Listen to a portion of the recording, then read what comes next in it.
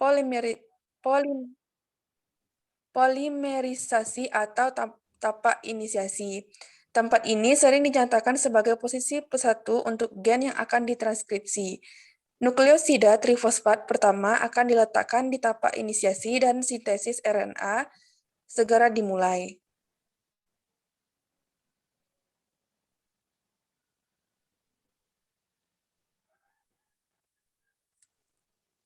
Yang ketiga yaitu tahap elongasi.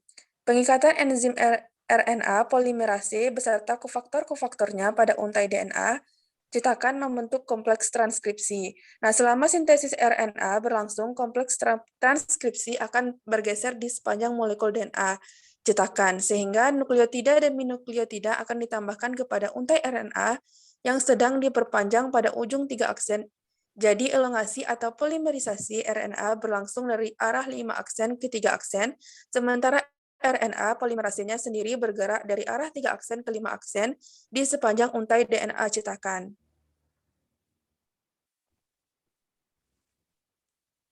Nah, yang keempat yaitu terminasi.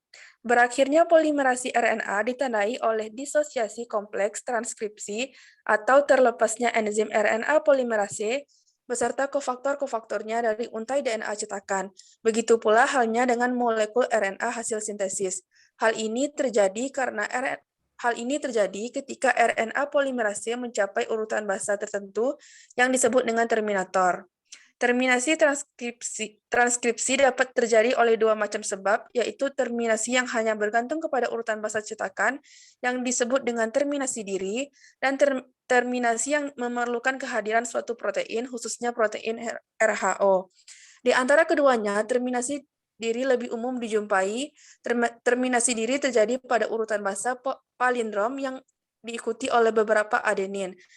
Urutan palindrom adalah urutan yang sama jika dibaca dari dua arah yang berlawanan. Oleh karena urutan palindrom ini biasa diselingi oleh beberapa bahasa tertentu. Maka molekul RNA yang dihasilkan akan mempunyai ujung terminasi berbentuk panjang dan kala. Sekian materi dari saya kembalikan kepada moderator. Baik, terima kasih kepada Leli. Selanjutnya yaitu materi terkait transkripsi pada prokariot yang akan disampaikan oleh Dea Yenita Putri. Kepada Dea, disilakan. Baik, terima kasih kepada moderator. Saya akan melanjutkan materi kita yaitu proses transkripsi pada prokariot. Next, Ran. Ini merupakan gambar tahapan dari proses transkripsi pada prokariot yang terdiri dari 3 tahap, yaitu inisiasi, elongasi, dan terminasi. Untuk lebih jelasnya, kita masuk pada tahap inisiasi. Next, Ran.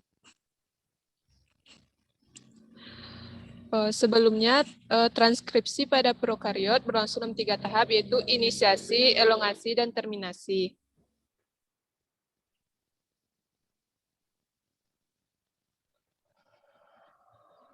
Yang pertama ada tahap inisiasi.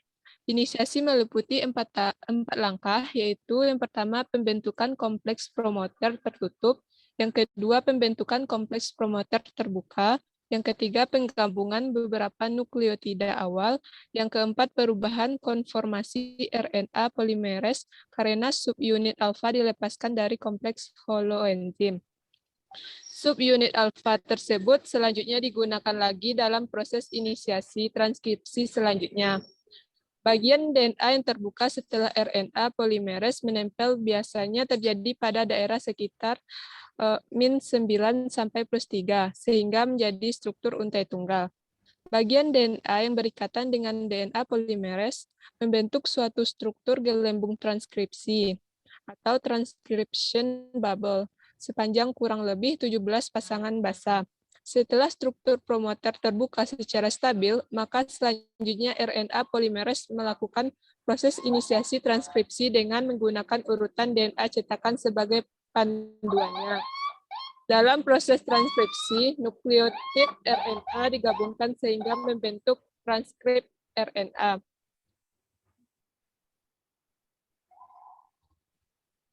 Subunit alfa mempunyai peranan dalam menstimulasi inisiasi transkripsi, tetapi tidak mempercepat laju pertambahan untaian RNA.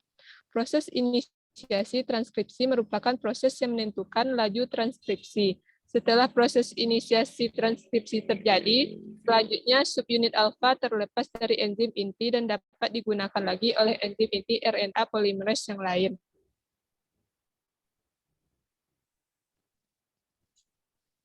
Yang kedua, kita masuk pada tahap elongasi. Pada bagian gelembung transkripsi, basa-basa molekul RNA membentuk hibrid dengan DNA cetakan sepanjang lebih kurang dari 12 nukleotida. Hibrid RNA-DNA ini bersifat sementara sebab setelah RNA polimerase-nya berjalan, maka hibrid tersebut akan terlepas dan bagian DNA yang terbuka tersebut akhirnya akan menutup lagi. RNA polimerase akan berjalan membaca DNA cetakan untuk melakukan proses pemanjangan atau elongation untaian RNA. Laju pemanjangan maksimum molekul transkrip antara 30 sampai 60 nukleotida per detik, meskipun laju rata-ratanya lebih rendah dari nilai ini. Dalam pemanjangan transkrip, nukleotida ditambahkan secara kovalen pada ujung 3 aksen molekul RNA yang baru terbentuk. Dalam proses pemanjangan transkrip RNA, terjadi pembentukannya ikatan fosfodiester antara nukleotida RNA yang satu dengan nukleotida berikutnya. Pembentukan ikatan fosfodiester tersebut ditentukan oleh keberadaan subunit beta pada RNA polimerase. Transkripsi akan berakhir pada saat RNA polimerase mencapai ujung gen yang disebut terminator. Yang ketiga, tahap pengakhiran atau terminasi. Pada bakteri E. coli ada dua macam terminator, yaitu terminator yang tidak tergantung pada protein Rho dan terminator yang tergantung pada protein Rho. Yang A, pengakhiran transkripsi yang tidak tergantung pada faktor Rho. Pengakhiran transkripsi yang tidak tergantung pada faktor Rho dilakukan tanpa harus melibatkan suatu protein khusus, melainkan ditentukan oleh adanya suatu urutan nukleotida tertentu pada bagian terminator. Yang B, pengakhiran transkripsi yang tergantung pada faktor Rho. Terminator yang tergantung pada faktor Rho terdiri atas suatu urutan berulang balik yang dapat membentuk lingkungan loop, tetapi tidak ada rangkaian basa T seperti pada daerah terminator yang tidak melibatkan faktor Rho. Faktor Rho diduga ikut terikat pada proses transkrip dan mengikuti pergerakan RNA polimerase sampai akhirnya RNA polimerase berhenti pada daerah terminator, yaitu sesaat setelah mensintesis lingkungan RNA. Selanjutnya, faktor Rho menyebabkan destabilisasi ikatan RNA-DNA sehingga transkrip RNA terlepas dari cetakan. Mungkin itu yang dapat saya sampaikan. Saya kembalikan kepada moderator. Baik, terima kasih kepada Dea yang telah menyampaikan materi terkait transkripsi pada prokariot. Selanjutnya yaitu transkripsi pada eukariot yang akan dijelaskan dan disampaikan oleh Rahma. Kepada Rahma, disilahkan. Baiklah, saya di sini akan menjelaskan mengenai proses transkripsi pada eukariot. Nah, adapun proses dari transkripsi eukariot yaitu inisiasi, elongasi, dan terminasi. Selanjutnya saya akan jelaskan sebagai berikut. Secara umum, mekanisme transkripsi dimulai dari inisiasi, elongasi, dan terminasi. Tetapi pada eukariot terdapat 3 gen kelas yang berperan dalam proses transkripsi. Karena itu, transkripsi harus dilakukan pada masing-masing gen kelas tersebut. Nah, yang pertama yaitu inisiasi transkripsi. Transkripsi gen kelas 2 dilakukan oleh RNA polimerase 2 yang dibantu oleh beberapa faktor transkripsi umum, yaitu membentuk kompleks pra-inisiasi yang akan segera mengawali transkripsi jika ada nukleotida dan pembentukan kompleks pra-inisiasi yaitu penyusun kompleks transkripsi umum, yaitu terdiri dari TFF, TF2A, TF2B, TF2D, TF2E, TF2F, TF2H, dan TF2J. Dan RNA polimerase 2 pada daerah promoter. Nah, faktor transkripsi umum akan menempel secara bertahap hingga terbentuklah kompleks prainisiasi, yaitu kompleks DABPOIFA. Dan dengan demikian RNA polimerase 2 pada eukariotik tidak menempel secara langsung pada DNA, melainkan melalui perantaraan faktor transkripsi.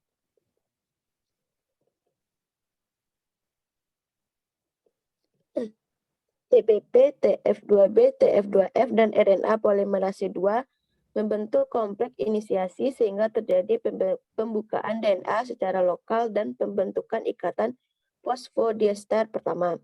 Nah, kemudian TF2E dan TF2H melakukan proses pelepasan dari promoter dengan katalisis oleh DNA helikase sehingga DNA pada daerah promoter terbuka.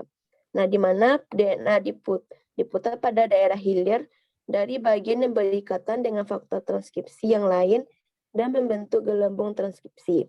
Nah, faktor transkripsi yang lain itu membentuk gelembung transkripsi. Transkripsi dimulai dan bergerak ke arah hilir sepanjang 10 sampai 12 nukleotida.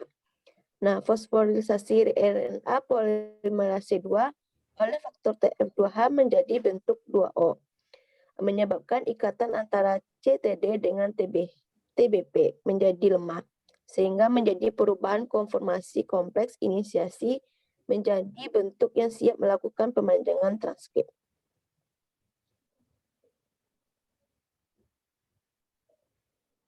Nah, yang kedua kita masuk kepada elongasi transkripsi. Proses pemanjangan transkripsi pada eukariot dilakukan oleh RNA polimerase dengan distimulasi oleh faktor TF2S dan TF2F. Selanjutnya, aktivitas RNA polimerase dalam proses transkripsi tidak selalu dalam keadaan tetap. Kadang-kadang terjadi jeda pada suatu daerah yang disebut sisi jeda atau pausing site. TF2S berperan dalam mengurangi waktu jeda proses transkripsi pada sisi DNA yang cukup panjang. Nah, sedangkan TF2F mengurangi waktu jeda pada daerah DNA yang diacak. Proses pemanjangan transkrip akan berjalan sampai RNA polimerase 2 menjadi daerah terminator. Yang masuk yang ketiga yaitu terminasi transkripsi.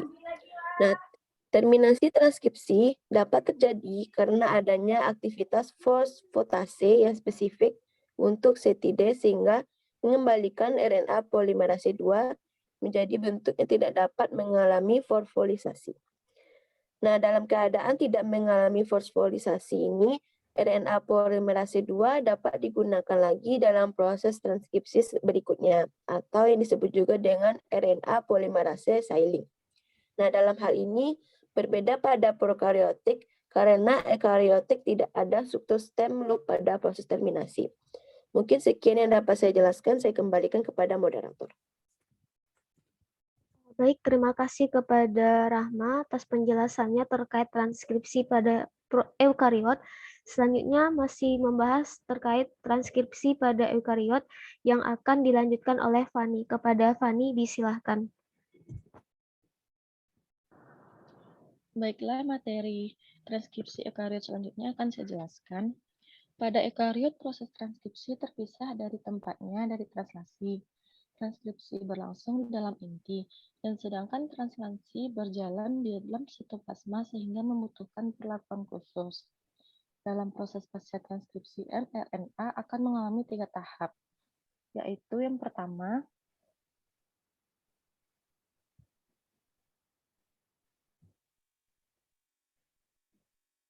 slide 27 moderator.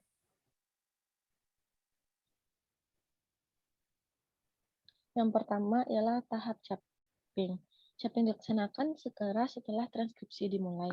Dilakukan oleh enzim bunili transferase dengan menambahkan guanosin pada ujung 5-trifosfat dengan posisi 5 aksen yang dilanjutkan dengan penambahan gugus metal pada N7 dari guanin nukleotida yang ditambahkan tersebut.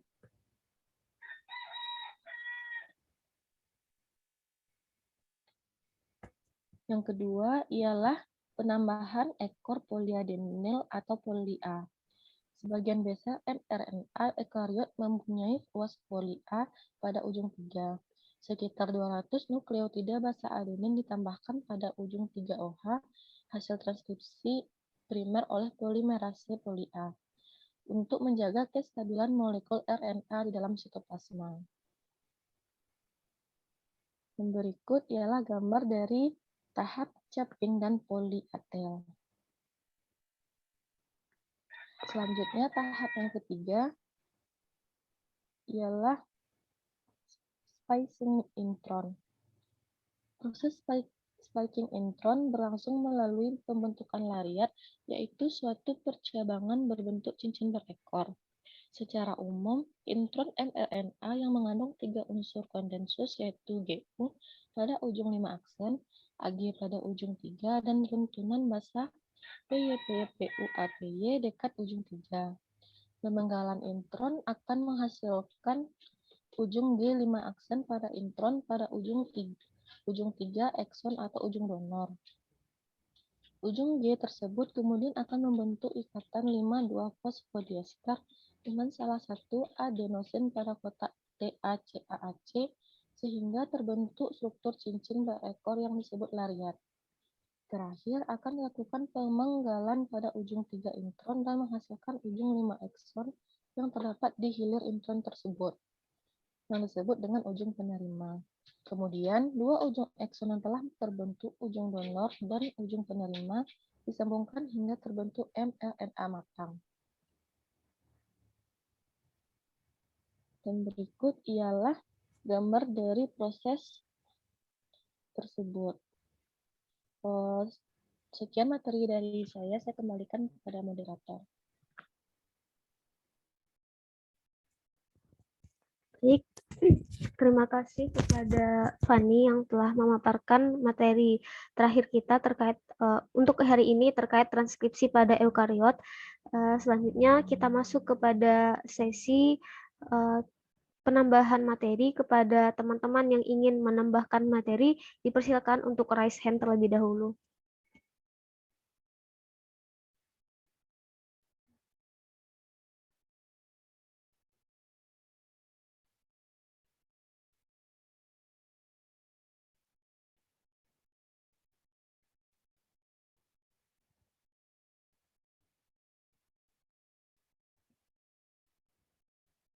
Baik, kepada teman-teman yang ingin menambahkan materi terkait transkripsi gen kita pada pagi hari ini, dipersilakan untuk raise hand.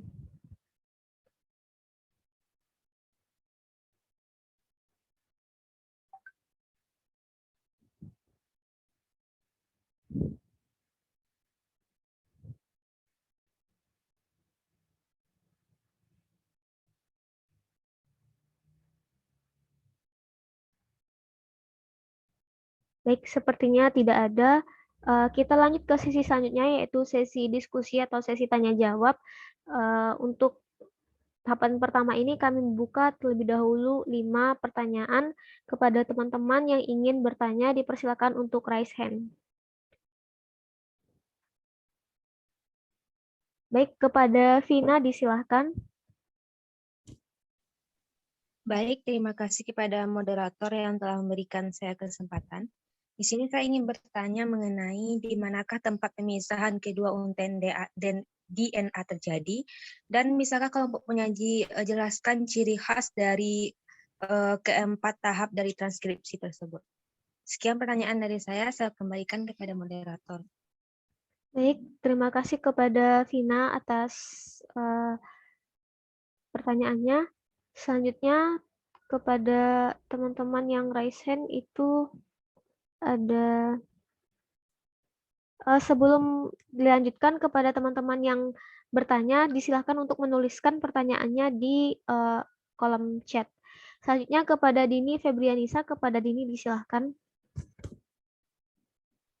Baik, terima kasih kepada moderator atas kesempatannya. Baiklah, saya ingin bertanya, yaitu proses pemanjangan pada eukariotik dilakukan oleh DNA polimerase dengan distimulasi oleh faktor TF2S dan TF2F. Nah, apakah faktor TF2S dan TF2F dan kenapa keduanya dapat menstimulasi DNA polimerase untuk melakukan pemanjangan pada eukariotik? Sekian, saya kembalikan kepada moderator. Baik, terima kasih kepada Dini atas pertanyaannya. Jangan lupa untuk menuliskannya di kolom chat. Soalnya kepada Putri Hafiza Ahmad, kepada Uti disilahkan. Terima kasih moderator. Perkenalkan, saya Putri Hafiza Ahmad, NIM 1903-1099. Saya izin bertanya, bagaimana perbedaan transkripsi pada prokariot dan transkripsi pada eukariot? Dan kenapa tahap transkripsi eukariot dan prokariot itu hanya 3 tahap saja? Bagaimana dengan tahap pengenalan promoter di dalamnya? Karena pada slide PPT submateri kedua tadi dikatakan bahwa terdapat 4 tahap transkripsi. Sekian pertanyaan dari saya kembalikan kepada moderator.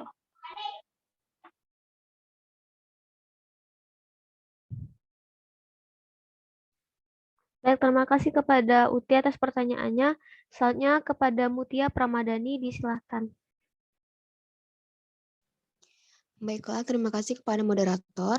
Saya Mutia Pramadani, 1903-1029, ingin bertanya, mengapa dapat terjadinya jeda pada tahap transkripsi eukariotik dan apa tujuan proses capping pada pasca transkripsi mRNA? Sekian pertanyaan saya kembalikan kepada moderator. Baik, terima kasih kepada Mutia atas pertanyaannya. Masih ada satu lagi kepada teman-teman yang ingin bertanya, disilahkan.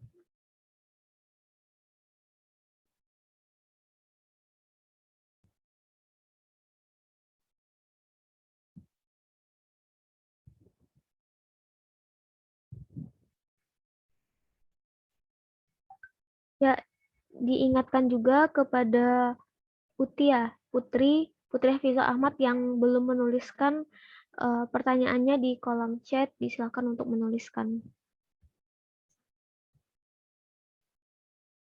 Baik, sepertinya tidak ada lagi pertanyaan dari teman-teman. Untuk itu kami meminta waktu kepada teman-teman terlebih dahulu untuk mendiskusikan jawaban atas pertanyaan-pertanyaan yang telah disampaikan tadi.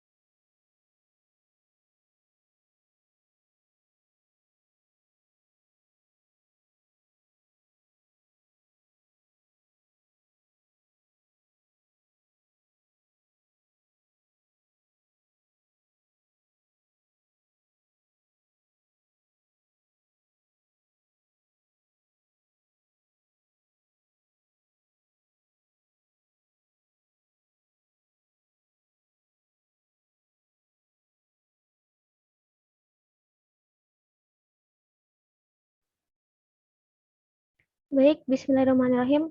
Kami akan mencoba menjawab pertanyaan-pertanyaan dari teman-teman tadi, di mana untuk pertanyaan pertama itu dari Vina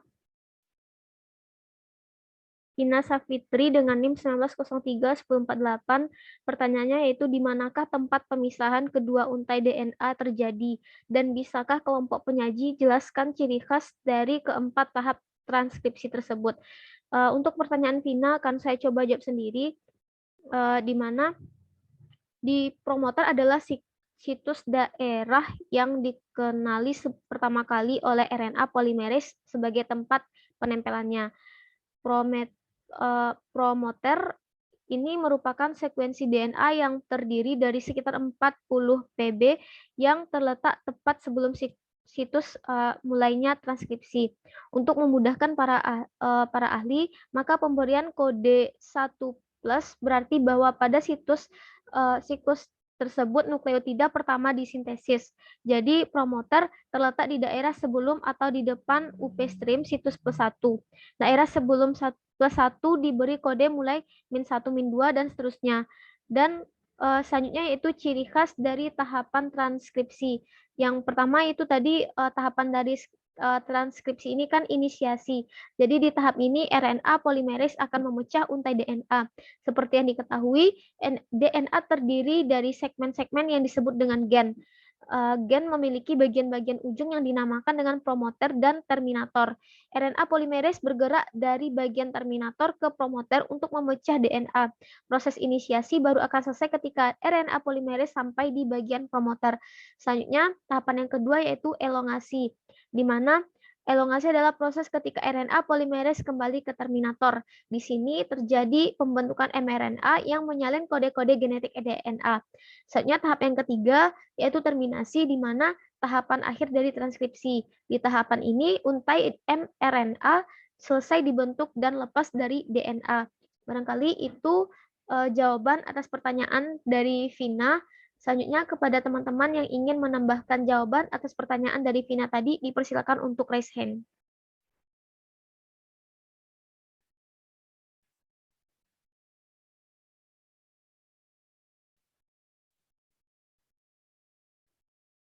Oke, baik, kepada Sukriyah disilakan.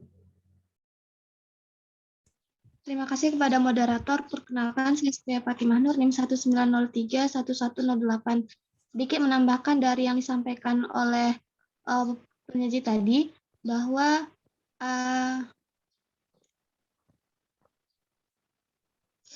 tempat pemisahan kedua untai DNA di manakah tempat pemisahan kedua untai DNA terjadi, dan untuk jawaban ini akan sedikit saya tambahkan. Bagian promoter merupakan sequence nukleotida yang disebut TA yang berulang, sehingga kerap disebut dengan kotak TA atau box TA. Bagian promoter menentukan di mana gen mulai ditranskripsi, dan bagian ini sering disebut juga sebagai sequence sandi, termasuk di dalamnya sequence di mana transkripsi dimulai dan diakhiri. Seringkali disebut sebagai rangka pembaca terbuka atau open reading frame atau ORF pada prokariot. Pada prokariot sangat jarang ditemukan ORF yang panjang. Nah, oleh sebab itu, untuk open reading frame pada prokariot cenderung diketahui di mana saja letaknya, karena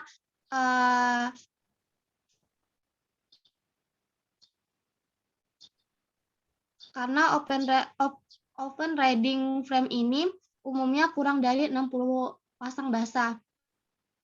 Sedangkan untuk yang eukariot, di exon intronnya ini bisa mencapai 20.000 pasang basa, sehingga open reading frame-nya ini lebih panjang daripada dari si prokariot. Mungkin itu yang bisa Sukri tambahkan, dikembalikan kepada moderator. Terima kasih, moderator. Ya baik, terima kasih kepada Sukriyah atas tambahannya. Apakah masih ada lagi tambahan dari teman-teman terkait pertanyaan dari Vina tadi?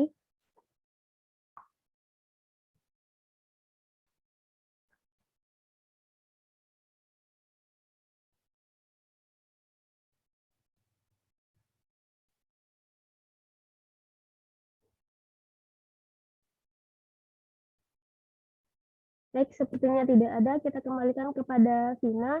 Apakah paham dan puas atas jawaban yang telah disampaikan oleh kelompok penyaji dan tambahan dari Supriyah tadi? Baik, terima kasih kepada kelompok penyaji dan tambahan dari Supriyah. Insya Allah saya dapat memahami jawaban dari kelompok penyaji dan Supriyah. Terima kasih. Baik, terima kasih kembali kepada Vina. Selanjutnya Pertanyaan saya, tadi itu kan katanya 4 step transkripsi. Kok saya perlu dengar 3 ya? Apa yang 4 itu? Begitu kan siapa yang nanya tadi itu? Jelaskan ke 4 step proses transkripsi, gitu kan ya pertanyaannya? Tapi tadi yang dijelaskan 3 kan ya? Yang 4-nya apa?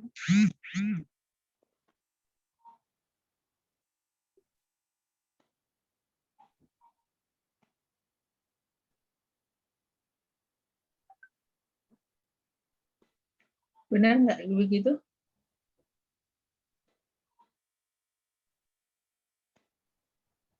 Enggak, Cin. Yang bertanya, siapa tadi yang bertanya? Vina, Bu. Coba ulang Sebentar, lagi pertanyaannya. Vina lihat dulu PPT kelompok penyaji, Bu.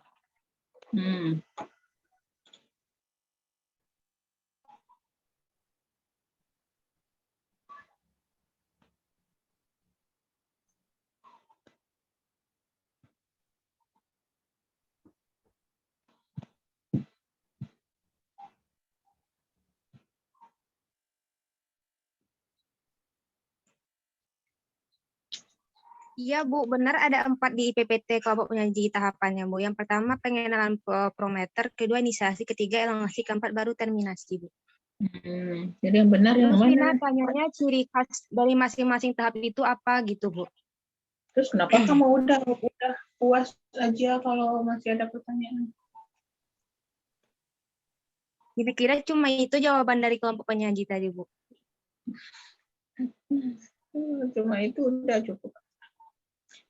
Gimana aja yang presentasi? Ya, izin menjawab, Bu. Berhubung kan tadi yang menjawab ya, Bu. Jadi yang mau tertinggal tadi ya, Bu, tahapan pertama itu tadi itu pengenalan promoter, di mana pada tahapan ini itu DNA-nya itu memisah, selanjutnya terjadi penambahan basa gitu, Bu. Memisah kemana? Apanya itu sudah memisah terus tambah basa. Terus inisiasi itu ngapain? Kalau tadi temannya bertanya, makanya temannya bertanya kan, apa ciri khas dari masing-masing step? Apa aja sih kerjaannya pada masing-masing step? Apa bedanya pengenalan dengan inisiasi?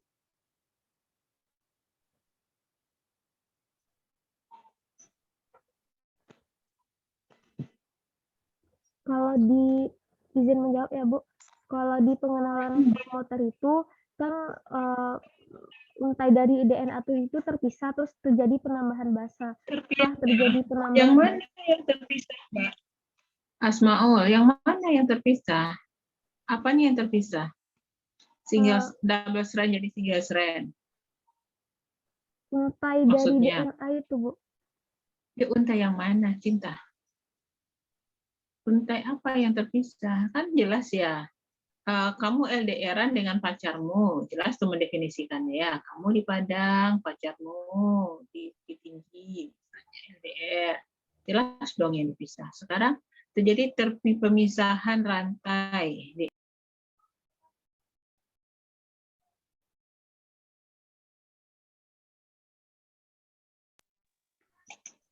Rantai yang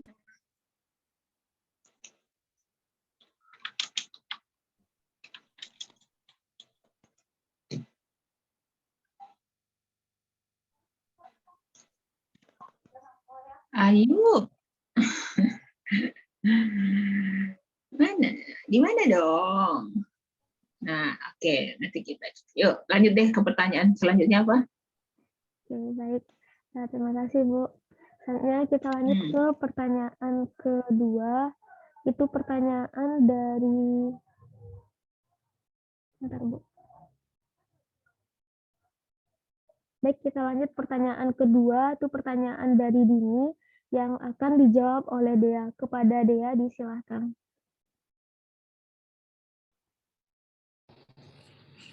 Baik, terima kasih kepada moderator. Saya akan menjawab pertanyaan dari Dini, yaitu proses pemanjangan pada eukariot dilakukan oleh DNA polimerase dengan distimulasi oleh faktor TF2S dan TF2F. Nah, apakah faktor TF2S dan TF2F itu dan kenapa keduanya dapat menstimulasi DNA polimerase untuk melakukan pemanjangan pada eukariot? TF2S diperlukan untuk pemanjangan transkripsi RNA polimerase 2 yang efisien melewati siklus penangkapan yang dikodekan template. TF2S membantu untuk menyelesaikan kompleks pemanjangan mundur dengan menginduksi pemotongan di situs RNAP. Hal ini juga ditemukan dalam kompleks prainisiasi transkripsi eukariotik. Sementara TF2F mengikat RNA polimerase 2 ketika enzim sudah tidak terikat pada faktor transkripsi lainnya, sehingga mencegahnya menghubungi DNA di luar promotor. Selanjutnya, TF2F menstabilkan RNA polimerase 2 saat menghubungi TBP dan TF2B, membantu menarik TF2E dan TF2H. Proses pemanjangan transkripsi distimulasi oleh suatu faktor yang disebut TF2S. Faktor ini pertama kali ditemukan oleh Reinberg dan Roeder pada tahun 1987. Faktor TF2S diketahui dapat mempengaruhi proses pemanjangan transkrip tetapi tidak berperan dalam proses inisiasi transkripsi. Faktor TF2S dapat menstimulasi pemanjangan transkrip dengan cara membatasi jeda dalam proses polimerase RNA oleh RNA polimerase. Diketahui bahwa aktivitas RNA polimerase dalam proses transkripsi tidak selalu dalam keadaan tetap. Kadang-kadang terjadi jeda dalam proses transkripsi pada suatu daerah yang disebut sisi jeda. TF2S diketahui mengurangi waktu jeda semacam ini sehingga dapat meningkatkan pemanjangan transkrip. Ada hal yang menarik bahwa salah satu faktor inisiasi yaitu TF2F juga dapat mempengaruhi proses pemanjangan transkrip meskipun dengan cara yang berbeda dari TF2S. Faktor TF2S diketahui dapat memengaruhi jeda proses transkripsi pada sisi DNA yang cukup panjang, sedangkan TF2F mengurangi waktu jeda pada daerah DNA yang acak. Mungkin sekian yang dapat saya jawab. Saya kembalikan kepada moderator. Baik, itulah jawaban dari kelompok penyaji yang telah disampaikan oleh Dea. Selanjutnya kepada teman-teman yang ingin menambahkan jawaban atas pertanyaan dari Dini tadi, disilahkan.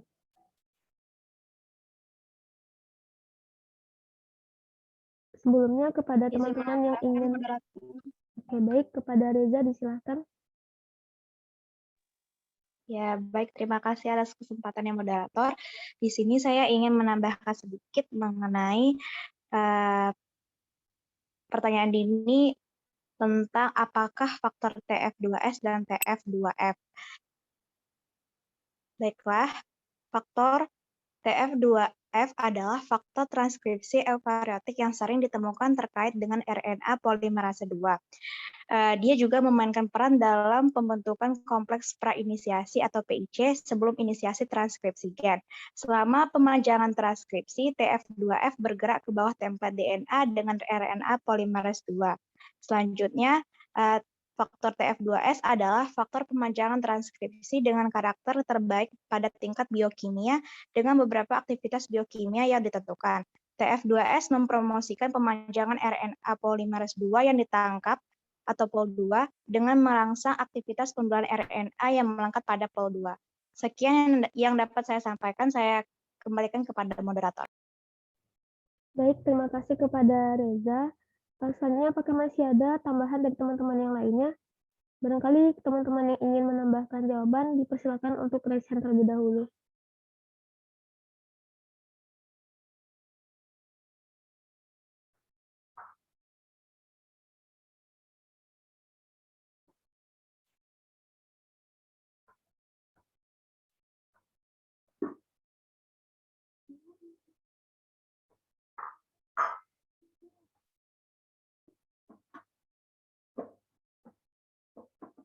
Baik, sepertinya tidak ada. Kita kembalikan kepada Dini. Apakah sudah puas atas jawaban yang telah disampaikan? Apakah sudah cukup paham ya atas jawaban yang telah disampaikan oleh kelompok penyaji dan tambahan dari Reza tadi? Terima kasih atas jawaban dari kelompok penyaji dan tambahan dari Reza. Insya Allah saya sudah paham. Saya kembalikan kepada moderator. Baik, terima kasih kembali kepada Dini. Kita lanjut ke pertanyaan ketiga, pertanyaan dari Putri Hafizah Ahmad yang akan dijawab oleh Fani. Kepada Fani, disilahkan.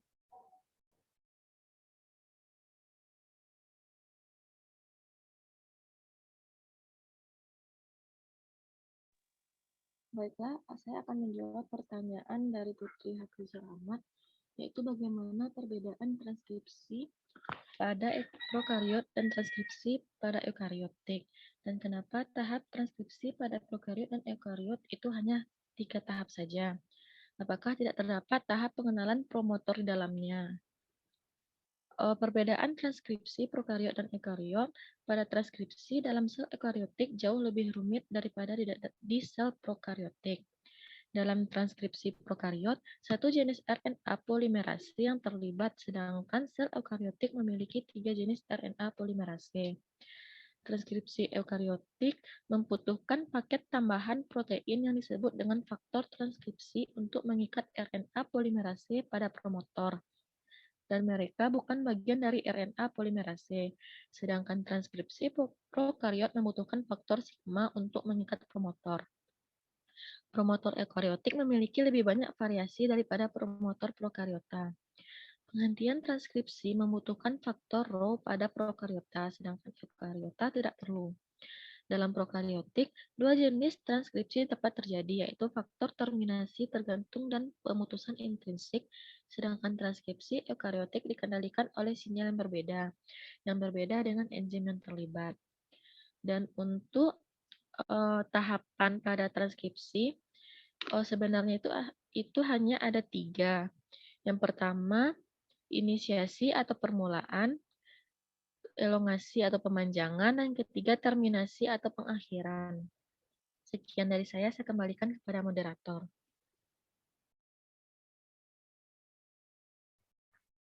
Baik, terima kasih kepada Fani atas jawabannya. Selanjutnya kepada teman-teman yang ingin menambahkan jawaban atas pertanyaan dari Putri tadi, disilakan untuk raise hand.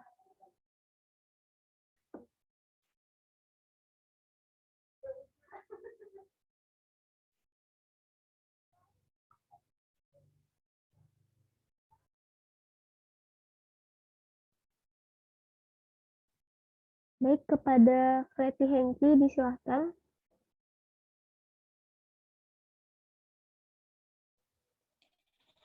Baik, terima kasih kepada kelompok penyaji, kepada moderator. Saya Freddy Hengki Kamelia dengan NIM 19031016. Sedikit menambahkan tentang jawaban dari perbedaan transkripsi pada eukariotik dan prokariotik. Nah, di dalam sel ini DNA itu membawa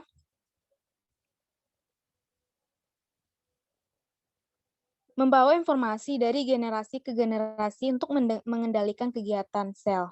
Nah, DNA ini bertanggung jawab untuk sintesis protein yang memiliki peran fungsional atau peran struktural dalam sel. Nah, yang pertama itu ada transkripsi dalam prokariota. Transkripsi dalam sel prokariotik ini memiliki 4 tahap, yaitu pengikatan, inisiasi, elongasi, dan terminasi. Nah, sintesis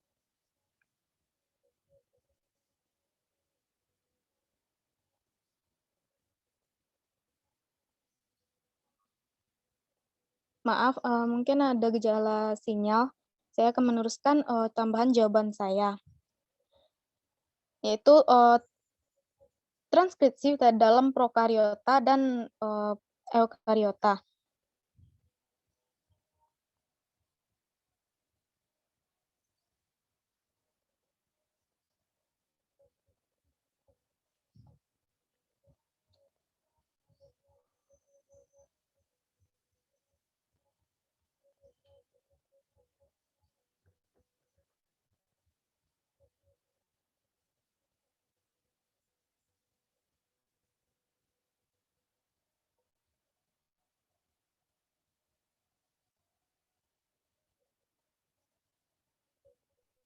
Maaf kepada Pretty Hengki, apakah masih mau menambahkan materi?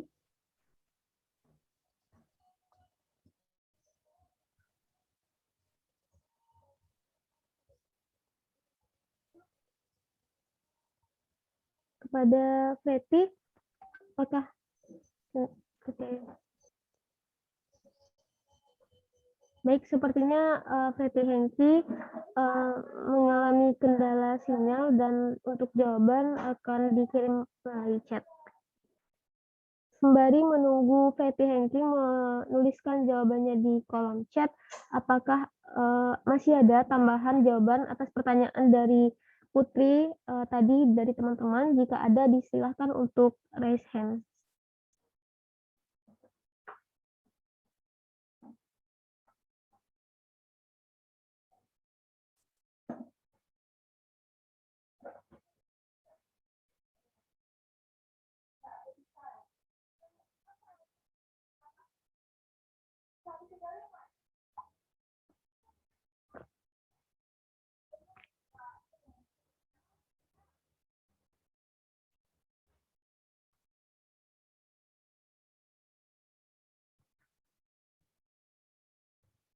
Ya, kepada teman-teman, barangkali Rani ulangi lagi ya pertanyaan dari Uti tadi.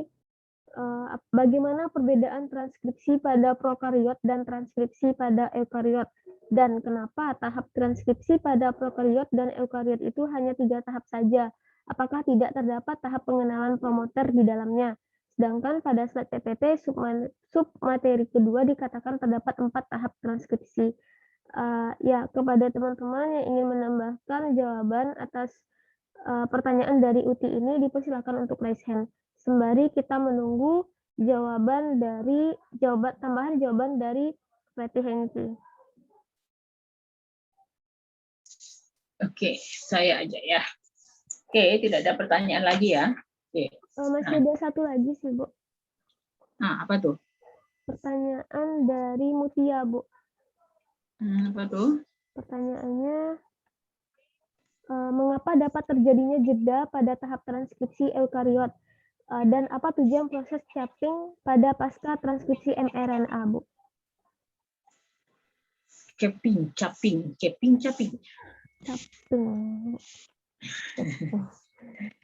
Oke, ya, baiklah.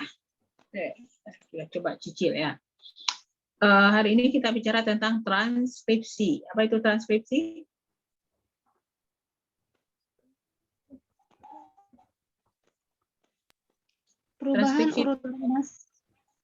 Perubahan urutan basa menjadi urutan basa. Merubah itu artinya gini. Ini ada hand sanitizer, kemudian berubah dia menjadi fresh care. Hand sanitizer-nya hilang. Nah, itu yang berubah kan. Apa tuh? Apakah itu yang transkripsi? DNA kemudian dia berubah menjadi RNA sehingga DNA-nya jadi hilang. Apa itu transkripsi?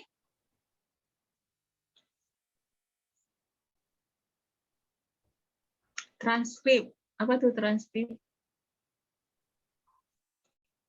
Menyalin, ya enggak? Arti kata transkrip itu kan menyalin ya.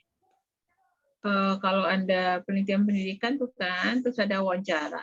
Terus akan ditanya mana transkrip wawancaranya, mana salinan wawancaranya. Jadi transkrip itu menyalin urutan DNA ke dalam urutan RNA. Itu yang transkripsi, menyalin urutan DNA ke dalam urutan DNA. Yang satu, nah apa persamaan antara replikasi dengan transkripsi? Replikasi ngapain? Penggandaan. Replikasi ngapain? Perbanyakan DNA, Bu. Replikasi yang dibuat apa? DNA. Transkripsi yang dibuat apa? RNA, Bu. RNA, Bu. Persamaan antara replikasi dan transkripsi dari hal yang dibuat. Persamaannya apa? Yang satu kan membuat DNA, yang satu membuat RNA. Ya kan? Persamaannya apa tuh dari komponen yang dibuat? Sama-sama menggunakan untai molekul DNA sebagai cetakannya, Bu. Oke. Pertama, cetakannya sama-sama menggunakan DNA. Yang kedua, pertanyaannya adalah berdasarkan molekul yang dibuat. Apa persamaannya? Kalau bedanya kan satu DNA, satu RNA. Tapi persamaannya adalah apa persamaan DNA dengan RNA?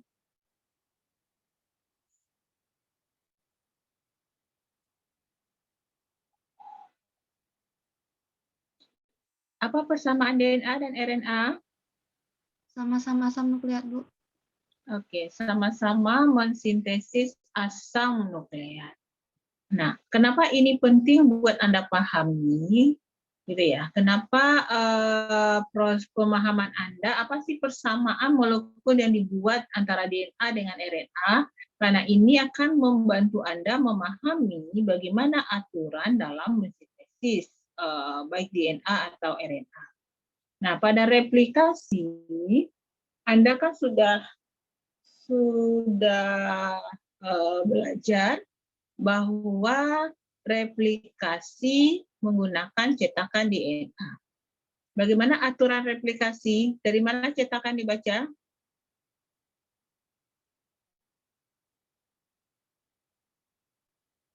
Dari ujung 5 aksen, Bu. Cetakan dibaca dari mana kita mulai sintesis? Dari ujung 5 aksen ke 3 aksen ya, Bu. Kenapa mulai dari ujung 5 ke ujung 3 ketika mensintesis DNA? Karena aturannya adalah nukleotida yang menunggu akan kehilangan gugus H, nukleotida pada 3 aksen, nukleotida yang datang akan kehilangan gugus fosfat. Sehingga terbentuk ikatan fosfodiester antara O pada ujung 3 dengan fosfat pada ujung 5. Sehingga mensintesis dimulai dari ujung 5 ke ujung 3. Dalam mensintesis, cetakan dibaca dari ujung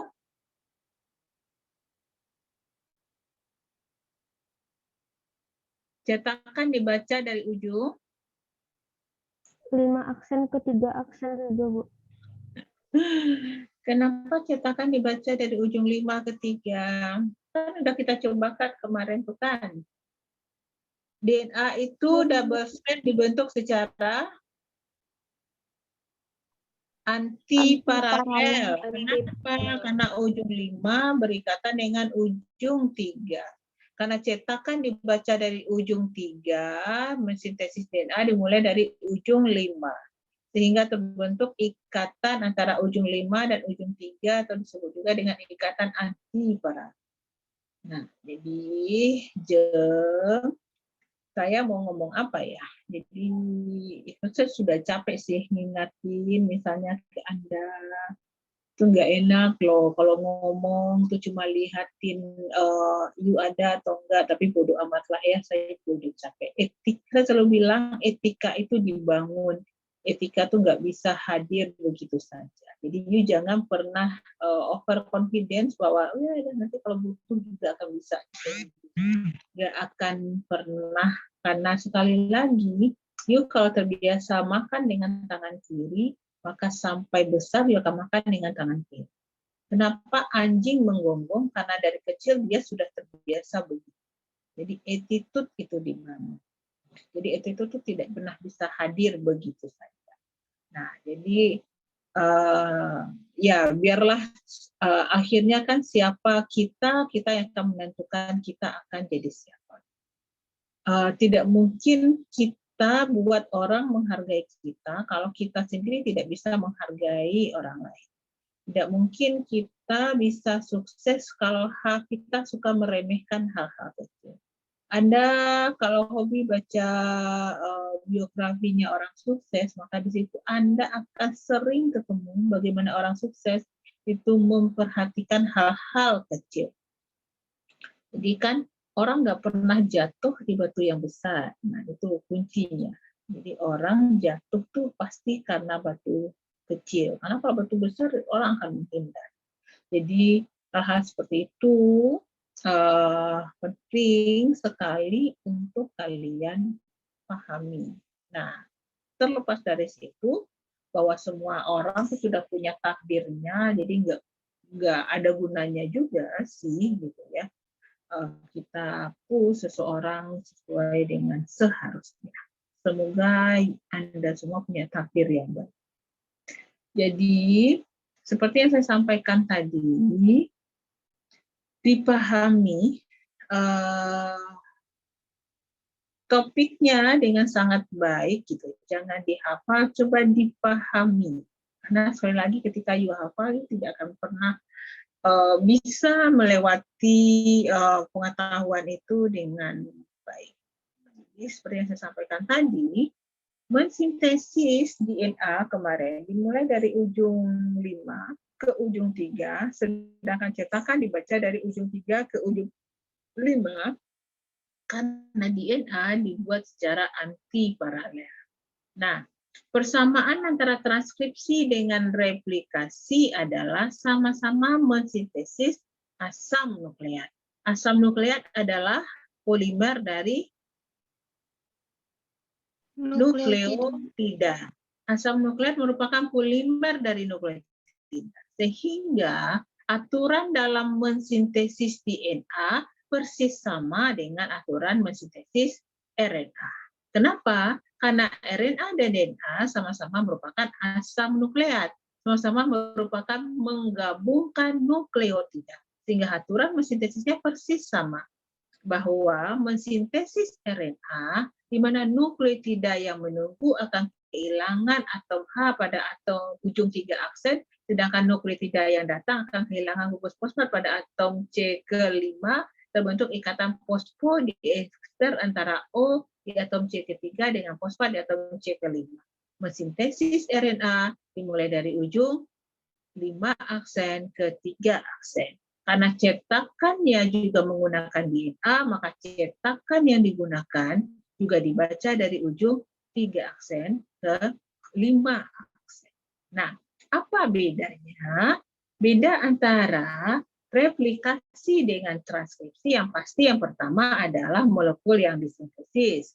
Kalau replikasi kita membuat DNA, kalau transkripsi kita membuat RNA. Nah, selanjutnya apa bedanya?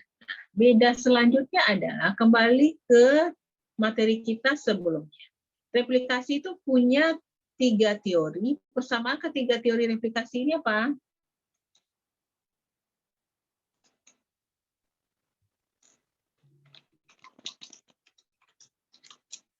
Persamaan ketiga teori, ingat teori replikasi ada 3, konservatif, semi konservatif, dan dispersif. Persamaannya apa? DNA anak terbentuk dari kedua-dua strain, cetakannya itu kan DNA lama. Kedua-dua strain DNA lama akan menjadi cetakan untuk DNA baru. Itu kan ya persamaannya antara konservatif, semi konservatif, dan dispersif. Jadi ada 2 strain DNA, satu DNA lama itu kan terdiri dari 2 strain. Kedua-dua strain akan menjadi cetakan untuk DNA baru. Bagaimana dengan transkripsi? Apakah transkripsi menggunakan kedua strain DNA untuk cetakan? Apakah transkripsi menggunakan kedua DNA untuk cetakan? Enggak, Bu. Nah, transkripsi tidak menggunakan 2 strain untuk cetakan. Transkripsi hanya menggunakan salah satu dari DNA, strain DNA sebagai strain cetakan. Jadi makanya kalau pada replikasi, karena kedua-dua strain kita pakai untuk cetakan, sehingga kemudian ada yang harus menunggu sampai helikase membuka, sehingga ada yang ketinggalan proses sintesisnya, maka yang satu kita sebut leading strain dan yang lain kita sebut lagging strain. maka pada proses transkripsi hanya satu cetakan yang dibaca. Maka DNA pada proses transkripsi itu kita kenal dua jenisnya. Yang satu sebagai coding strand, di mana sekuennya sama dengan RNA yang dibentuk. Yang satu lagi adalah template strand. Jadi yang dibaca pada proses transkripsi itu adalah template strand, bukan coding strand. Nah, kemudian apa sih maknanya, kenapa tidak kedua-dua dari strand DNA dipakai untuk sintesis strand DNA dipakai untuk sintesis RNA? Nah, nanti akan kita lihat lebih lanjut lagi. Jadi pada proses transkripsi kita mengenal dua istilah strand DNA. Ada strand coding strand, ada template strand. Yang dipakai untuk mencetak RNA adalah template strand. Ingat sekali lagi, mensintesis di RNA dimulai dari ujung 5 ke ujung 3, cetakan dibaca dari ujung 3 ke ujung 5. Nah, selanjutnya, apa bedanya antara transkripsi dengan replikasi? Walaupun sama-sama menggunakan DNA sebagai cetakan, pada proses replikasi, DNA yang kita pakai sebagai cetakan itu dan yang akan disintesis adalah keseluruhan DNA. Karena tujuan dari replikasi adalah mengcopy DNA untuk diwariskan. Tidak boleh ada yang tinggal, kecuali pada eukariot karena bentuknya linear seringkali bagian dari telomer berkurang. Tapi bagian utama dari DNA itu nggak boleh berkurang, karena jika hilang, berkurang, mutasi, maka tentu organisme yang dihasilkan juga akan berbeda. Artinya, replikasi mengcopy seluruh bagian DNA. Nah, sekarang bagaimana dengan transkripsi? Apakah transkripsi juga menyalin seluruh bagian dari DNA? Tidak, karena transkripsi akan menghasilkan RNA, kemudian akan menghasilkan protein. Mana yang akan ditranskripsi? Kalau sudah bicara protein, berarti bagian dari DNA yang mengkode protein kita sebut dengan apa? Bagian dari DNA yang mengkode protein kita sebut dengan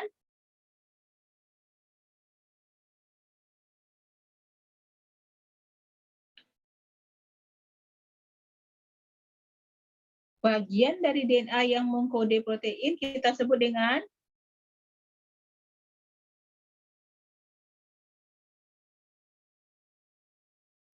gen, Bu. Nah, bagian dari DNA yang mengkode protein kita sebut dengan gen. Apakah seluruh DNA gen? Tidak, hanya 2,5% dari DNA kita itu yang. Nah, proses transkripsi hanya bekerja pada daerah-daerah gen saja. Jadi, transkripsi itu bekerja secara terbatas. Nah, itu bedanya. Sedangkan replikasi mengcopy seluruh bagian DNA. Transkripsi hanya bekerja pada daerah yang mengkode gen atau RNA tertentu saja. Nah, itu yang harus dipahami. Jadi, transkripsi tidak akan bekerja di sembarang tempat. Nah, sekarang kita lihat tahapnya. Jadi, ada tahap 3 tahap, jadi enggak 4. 3 tahap dari transkripsi. Sama saja, replikasi juga 3 kan tahapnya. 3 tahap transkripsi itu. Yang pertama, inisiasi. Yang kedua, elongasi atau ekstensi. Yang ketiga, terminasi, mengakhirinya. Pada replikasi, nah pertanyaan selanjutnya, replikasi tadi artinya apa? Mensintesis DNA. Siapa yang bertugas mensintesis DNA? Pada replikasi, siapa yang bertugas mensintesis DNA? DNA polimerase. DNA polimerase. Maka yang bertugas untuk mensintesis RNA pada transkripsi adalah RNA polimerase. RNA polimerase. Di mana pertama kali DNA polimerase bekerja pada replikasi? pada daerah yang kita sebut dengan leading strength. itu kan ujian kemarin ada tuh ya. Daerah pertama kali DNA polimerase bekerja kita sebut dengan daerah pertama kali proses replikasi terjadi adalah di Okazaki. origin of replication. Ya kan? Nah, sekarang di mana pertama kali transkripsi terjadi? Pada daerah yang kita sebut dengan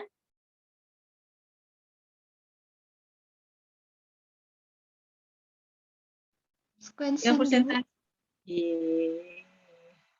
Daerah pertama kali proses transkripsi terjadi adalah di daerah yang kita sebut dengan promotor. Jadi apa itu promotor? Promotor adalah tempat awal pengenalan siapa? Siapa yang akan mensintesis RNA? RNA polimerase. Jadi promotor itu adalah tempat awal pengenalan RNA polimerase yang akan mensintesis si RNA. Jadi RNA polimerase perlu tahu dia harus nempel di mana supaya dia tidak salah menerjemahkan transkripsi. Nah misalnya nih,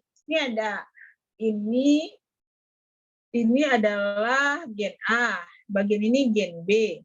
Yang harus diterjemahkan itu gen A. Terus RNA polimerase salah nempel di gen B. Nah, bisa berat itu kan. Jadi sering mengasihkan contoh di rambut ada gen yang sama dengan yang di lidah. Kalau harusnya yang di rambut itu diekspresikannya pertumbuhan rambut, tapi ternyata yang diekspresikan saliva, kalian bisa bayangkan tuh ya, rambut kalian bersaliva, pakai pempes deh kalian kepalanya tiap hari, karena keluar air. Jadi hal seperti itu nggak boleh ada miss, gitu, nggak boleh ada salah. Jadi harus diatur dan dikelola.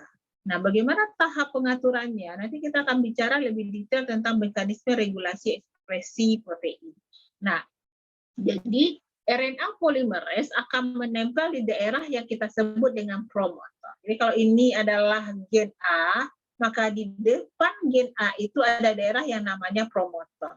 Daerah inilah yang kemudian akan dikenali oleh RNA polimerase sebagai daerah yang akan diterjemahkan.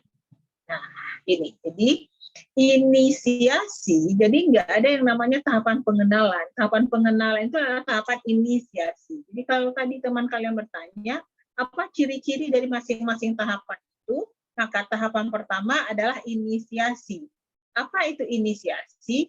Inisiasi adalah di mana RNA polimerase mengenali daerah promotor. Daerah promotor itu apa? Daerah pengenalan RNA polimerase di mana tempat akan dimulainya proses transkripsi. Nah, baik pada eukariot dan prokariot sama-sama memiliki daerah promotor. Nah, pada hal yang sederhana bisa kita lihat pada promotornya prokariot. Jadi kalau ini kelihatannya ya, ini batas tutup dan badan pulpen. Kalau batas tutup ini adalah daerah pertama yang akan ditranskripsikan, maka bagian ke depannya atau kita sebut dengan upstreamnya daerah yang akan ditranskripsikan ini kita menghitungnya minus. Jadi ada yang namanya daerah minus 35, jadi 35 basa ke sini. Nah, disinilah yang pertama kali RNA polimerase mengenali daerah promotor. Bagaimana cara RNA polimerase mengenali daerah minus 35 ini? Biasanya berdasarkan urutan sekuennya. Misalnya TTGA-CA itu pada bagian TTGA-CA. Jadi ada sekuen TTGA-CA di sini dikenali oleh RNA polimerase sehingga RNA polimerase menempel ke sini. Kemudian lebih maju daerah minus 10 itu yang tadi kita kenal teman-temanmu sebut tadi sebagai print now box atau print now. Jadi daerah yang akan dimulai di print, dicetak gitu. Atau karena sekuennya berupa TATA, Maka daerah minus 10 ini sering juga disebut sebagai tata box. Gitu. TATA, tata box, kotak TATA. Nah, apa ciri khas dari tata box ini? Kenapa dia TATA sih? Kenapa nggak CG? Apa sih kalau Anda mendengar ada yang satu TATA, yang satu CG? Apa sih bedanya TA dengan CG? Apa bedanya TA dengan CG kalau kita bicara DNA kemarin? Bedanya ikatan hidrogennya, Bu. Nah, itu dia. Perbedaannya lah ikatan hidrogen. Yang satu berikatan dengan 2, yang satu berikatan dengan 3. Kalau sudah dibedakan dengan ikatan hidrogennya itu, kira-kira apa yang terjadi di kotak minus 10 ini? Kenapa yang dipilih TA? Berarti apa yang terjadi di minus 10 ini? Minus 10 adalah karena basanya itu TA, dia kan cuma punya 2 ikatan hidrogen kan, T dan A itu, maka di minus 10 lah mulai terjadi membuka ikatan double helix si DNA. DNA yang double strand itu diputus ikatan hidrogennya itu dimulai pada daerah minus 10. Kenapa? Karena di situ basanya TA atau tata box sehingga lebih mudah dibuka. Nah, baru kemudian setelah dibuka di daerah minus 10 ini, baru di daerah 0 inilah baru mulai dilakukan proses penterjemahan DNA menjadi RNA. Nah, jadi itu yang terjadi di daerah promotor. Nah, oke. Jadi sekali lagi inisiasi itu terjadi di daerah promotor. Inisiasi adalah pengenalan RNA polimerase ke daerah transkripsi, itu ke daerah promotor. Nah, oke. Jadi itu tahap pertama dari proses transkripsi. Kemudian apa bedanya transkripsi pada prokariot dengan eukariot? Nah, bedanya adalah pada transkripsi eukariot dia memiliki banyak faktor transkripsi atau TF. Ada tadi kan TF2D, TF2E, TF2 segala macam. Kenapa? Beda tambahannya antara promotor struktur gen pada prokariot dengan eukariot. Pada eukariot ada tambahan lagi ke depannya. Jadi kalau pada prokariot kan di sininya di daerah promotor berakhir pada daerah minus 35. Kemudian pada eukariot ada tambahan lagi ke ujungnya seperti ini yang kita sebut dengan enhancing region. Di mana enhancing region ini yang kemudian mengaktifkan faktor transkripsi, dia akan membentuk lipatan sehingga mengenalkan daerah promotor sehingga daerah promotor menjadi aktif dan RNA polimerase bisa menempel. Nah, kenapa butuh faktor-faktor kompleks dalam mengelola transkripsi pada eukariot? Jawabannya adalah karena protein eukariot itu sangat banyak. Kalau salah dalam proses pengelolaan, maka salah terjemahan. Kalian angkatan 19 kan ya? Umumnya sudah di Padang berarti ya, atau sudah pernah mengenal kota-kota besar lainnya lah. Kalian tahu simpang Lamun Ombak kan ya? Itu tuh kan simpangnya banyak banget ya. 1, 2, 3, 4, 5, 6, 7, 8. Ada 8 simpang di Lamun Ombak. Crowded banget. Perlu traffic light yang sangat disiplin untuk mengelola itu supaya yang dari sini nggak masuk. Coba aja lampu merah di Lamun Ombak itu mati, kacau balau di dunia kan. Nah, begitu juga dengan bagaimana mengelola ekspresi protein pada eukariot dan prokariot. Prokariot small organism. Organisme berukuran kecil, tentu protein-protein yang dibutuhkan untuk mengelolanya juga tidak banyak. Maka dia punya sistem yang lebih sederhana dibandingkan dengan eukariot. Eukariot kompleks organisme. Organisme yang kompleks sekali sistemnya. Dengan sistem yang kompleks itu sangat penting ada pengelolaan yang baik. Kalian pernah nonton film, tapi lupa judulnya. Tapi judul film lama sih ya. Kalian filmnya Korea sih ya. Itu saya nggak suka, saya nggak ngerti apa enaknya nonton drakor ya. Ya, mungkin belum teracunin aja sih, tapi susah juga sih cerita sama kalian. Itu ada dulu film, kalian kenal nggak Denzel Washington? Nggak kenal. Susah ya, Bu. Rooming kita, beda generasi. Jadi gitulah. Ya, pokoknya gitulah. Pokoknya hal paling gampang tuh mencontohkan ke traffic light itulah. Ya, semakin kompleks persimpangannya, pengaturan traffic light itu akan semakin padat. Supaya apa? Supaya itu tadi tidak terjadi kekacauan. Mungkin kalau persimpangan biasa aja gitu kan, ya terobos lampu merah nggak akan kacau. Artinya error-error dikit nggak akan kacau. Tapi kalau udah kompleks gitu, ya itu tadi contohnya salah ngasih sinyal gitu ya, yang harusnya gen itu di off-kan pada rambut ternyata muncul. Nah kalian kan kebayang tuh ya tambah modal kosan kalian selain beli pembalut tiap bulan juga membeli pempas tiap hari untuk rambut. Mahal kali kan. Nah, gitu. Nah, itu contohnya. Jadi butuh, kenapa sih banyak banget protein-protein? Itu kan ada pertanyaan tadi gitu kan ya. Kenapa sih banyak sekali protein yang dibutuhkan untuk mempengaruhi atau mengelola proses transkripsi pada eukariot? Jawabannya itu. Jawabannya adalah karena proses pada eukariot itu protein pada eukariot itu sangat banyak sehingga sangat butuh sistem-sistem pengontrolan yang baik untuk proses ekspresi. Ini akan kita bicarakan lebih jauh pada materi regulasi ekspresi protein, baik pada prokariot maupun eukariot. Nah, kemudian setelah itu coba kita bandingkan dengan proses replikasi. Replikasi siapa yang membuka DNA? Enzim apa yang membuka ikatan hidrogen?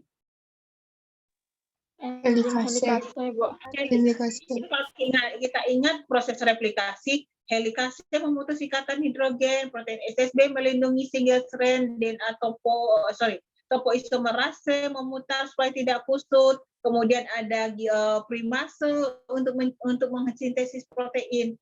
Replikasi melibatkan banyak kompleks enzim dalam prosesnya. Bagaimana dengan transkripsi? Transkripsi hanya melibatkan satu jenis enzim, yaitu RNA polimerase. Jadi memutus ikatan hidrogen dilakukan oleh RNA polimerase, mensintesis RNA dilakukan oleh RNA polimerase. Tidak ada primer karena RNA polimerase bisa mensintesis tanpa ada primer. Makanya primase itu adalah jenis dari RNA polimerase. Jadi Anda bisa lihat di samping kesamaan antara replikasi dan transkripsi, terdapat poin-poin perbedaan bagaimana proses replikasi dan transkripsi itu bisa bekerja. Nah, kemudian setelah RNA polimerase bekerja, mendatangkan nukleotida yang bersesuai dengan cetakan, membentuk ikatan fosfodiester, begitu seterusnya, kemudian menggabungkan. Jadi kan kalau proses transkripsi itu kan kayak gini ya. Jadi kalau ini DNA double helix, nah kalau ini RNA, jadi sekian lama kemudian RNA ini akan bergabung, DNA ini akan bergabung kembali, kemudian RNA akan keluar, gitu kan prosesnya. Nah, jadi RNA polimerase juga membantu mengkatalis, menggabungkan kembali ikatan hidrogen antara double strand DNA, dan semuanya itu dilakukan oleh satu enzim RNA polimerase, tidak melibatkan molekul-molekul enzim lainnya. Nah, setelah itu, karena ingat tadi di awal, RNA polimerase mensintesis RNA hanya pada wilayah gen. Maka tahap terakhir dari proses transkripsi itu adalah terminasi. Bagaimana sih RNA polimerase bisa mengetahui bahwa ini bagian akhir dari si gen? Maka dia akan mengenalinya. Pertama, tadi ada butuh protein pengenalan yang kita sebut dengan faktor Rho. Ketika ada faktor Rho menempel, maka RNA polimerase akan berhenti. Atau ada juga di daerah akhir gen itu, dia memiliki sekuen yang komplement sehingga membentuk hairpin, kayak jepit rambut, sehingga ketika RNA polimerase melewat, dia akan terlepas. Maka berakhirlah proses sintesis RNA. Jadi ingat proses transkripsi itu ada 3. Sebenarnya transkripsi, translasi, replikasi itu sebenarnya 3 konsep dasarnya. Yang pertama adalah inisiasi, yaitu pengenalan daerah promotor oleh RNA polimerase dengan caranya masing-masing, karena prokariot dan eukariot memiliki mekanisme berbeda. Yang kedua adalah elongasi, bagaimana RNA polimerase mensintesis RNA menggunakan cetakan DNA. Yang ketiga adalah terminasi, di mana RNA polimerase berhenti mensintesis dan keluar dari DNA pada daerah terminal dari suatu DNA. Dengan kata lain, gen itu secara struktur, kalau tadi secara fungsi kan sudah kita sebut ya, gen adalah bagian dari DNA yang mengkode protein. Kalau secara struktur, maka gen bisa juga kita sebut sebagai daerah yang dibatasi oleh, siapa yang di depan? TAA box. Daerahnya kita sebut apa yang di depan? Promotor, Bu. Promotor diakhiri dengan yang di belakang? Terminator. Jadi gen itu, karena ini penting buat Anda, ketika konsep gen ini akan kemudian berubah ketika kita bicara prokariot, ada yang namanya polisistroni. Jadi gen secara fungsi bisa kita definisikan sebagai daerah yang mengkode protein. Secara struktur gen itu juga bisa kita definisikan sebagai daerah yang dibatasi oleh promotor dan terminator. Itu sama aja ketika Anda menerjemahkan Padang. Padang itu apa? Padang ibu kota Sumatera Barat. Padang itu apa? Padang adalah daerah yang dibatasi oleh Pariaman, Solo, pesisir, samudra Indonesia. Gitu kan ya? Pernah belajar geografi kan? Begitu kan mendefinisikannya? Jadi gen adalah bagian yang mengkode protein, itu kalau kita bicara tentang fungsi, tapi kalau kita bicara tentang struktur, gen adalah bagian yang dibatasi oleh promotor dan terminator. Nah, itu. Nah, selanjutnya, mungkin waktu kita sudah juga mau habis untuk pagi ini, saya juga ada rapat setelah ini. Selanjutnya yang perlu kita pahami juga adalah ada perbedaan-perbedaan penting antara transkripsi pada prokariot dan eukariot, khususnya setelah selesai proses transkripsi atau berakhirnya atau selesainya terminasi. Nah, karena pada eukariot ada tahapan tambahan. Ini akan kita perkuat lagi minggu depan. Jadi minggu depan kelompok 2 siap-siap dengan translasi. Namun sebelum kita bicara dengan translasi, kita akan berdiskusikan dulu, menyamakan konsep kita dulu tentang post-transkripsi yang terjadi pada eukariot. Dan kenapa itu tidak terjadi pada prokariot. Jadi ya itu tadi, penambahan cap, ya, cap pada ujung 5 aksen, poli A pada ujung 3 aksen, dan splicing pada struktur gen dari eukariot. Nah, itu proses splicing, 3 tahapan, yang terjadi pada eukariot namun tidak terjadi pada prokariot. Kita akan lihat mengapa tidak ada pada prokariot, terus apa fungsinya pada eukariot. Nah, oke, jadi itu mungkin penguatan dari saya untuk pagi ini tentang transkripsi. Jadi minggu depan siap-siap kelompok 2 bicara tentang translasi. Sebelum kita lanjut ke translasi, kita akan diskusikan terlebih dahulu tentang proses post transkripsi pada eukariot. Oke. Mungkin itu dari saya. Tadi ada pertanyaan terakhir tentang apa? Ya Bu, pertanyaan dari Mutia Pramadani, pertanyaannya tuh mengapa dapat terjadinya jeda pada tahap transkripsi eukariot dan apa tujuan proses shaping? Minggu depan ya, jeda itu kan post transkripsi itu ya yang akan kita bicarakan minggu depan ya, jeng kita diskusikan topik. Baik semuanya, terima kasih banyak untuk pagi ini, sehat selalu, semoga semua yang Anda lakukan hari ini berjalan dengan lancar. Terima kasih, Assalamualaikum warahmatullahi wabarakatuh.